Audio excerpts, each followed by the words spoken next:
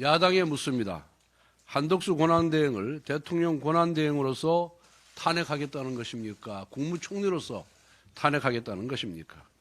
어제 민주당의 원내대표는 한덕수 대행이 24일까지 쌍특검법을 공포하지 않으면 탄핵을 추진하겠다는 뜻을 시사했습니다. 그런데 어제 민주당 원내수석 부대표는 언론 인터뷰에서 총리 탄핵안을 미리 써놨다.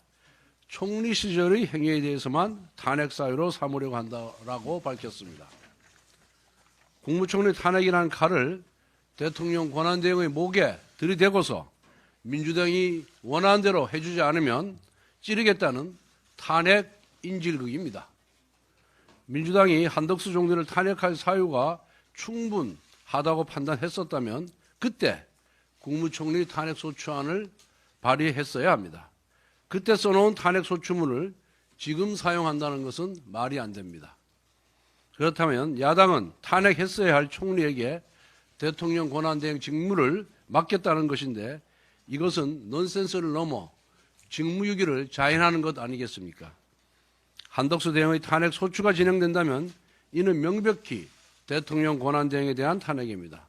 야당은 대통령 권한대행으로서 직무집행에 대한 책임을 묻는 탄핵 소추문을 발의해야 하고 국회는 이에 따라 대통령 탄핵 소추에 준하는 대통령 권한대행 탄핵 절차를 밟아야 합니다.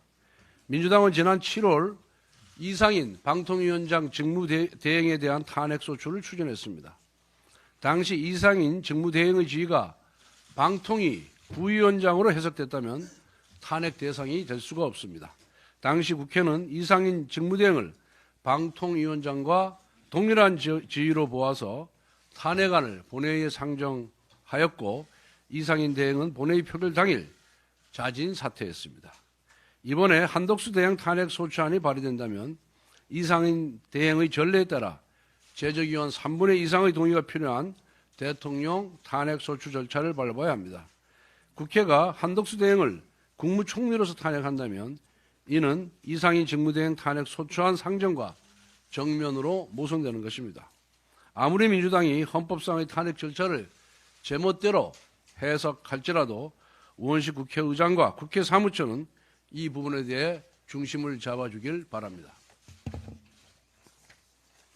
민주당이 그동안 남발해온 탄핵 소추가 얼마나 허술하고 엉터리였는지 하나하나 짚어보겠습니다. 민주당은 이준숙 방통위원장에 대한 취임 전부터 임명 시 탄핵 강행을 예고했습니다. 이준숙 위원장 취임 당일 탄핵을 선언했고 그 다음 날에 탄핵을 발의했고 그리고 그 다음 날에 탄핵 소추안이 의결되었습니다. 겨우 3일 만에 모든 절차가 끝난 졸속 탄핵입니다. 최재해 감사원장 탄핵은 지난 17일 헌법재판소가 국회 측에 소추 사유가 불분명하다고 지적했습니다. 형법상 직권남용이라고 주장하는데 구체적으로 무엇이 직권남용인지 불분명하다고 한 것입니다. 이창수 중앙지검장 탄핵 심판은 지난 18일 1차 변론 준비기일을 열었는데 고작 3분 만에 종료되었습니다. 탄핵을 소추한 국회가 참석하지도 않았고 대리인도 선임하지 않았습니다. 이는 탄핵 사유가 없기 때문에 헌재에 나와서 할 말이 없어서 불참한 것으로 보입니다. 그의 검사 탄핵도 대부분 거짓으로 드러난 루머성 가짜 뉴스나 사유가 불분명한 공무원 중립의무 위반 또 직무유기 혐의를 기반으로 이루어졌습니다. 손준성 검사는 고발사주 의혹에 대해 2심 법원에서 무죄 판결을 받았고 김영철 검사는 장시호 위중교사 의혹에 대해 공수처에서 이미 무혐의를 받았습니다.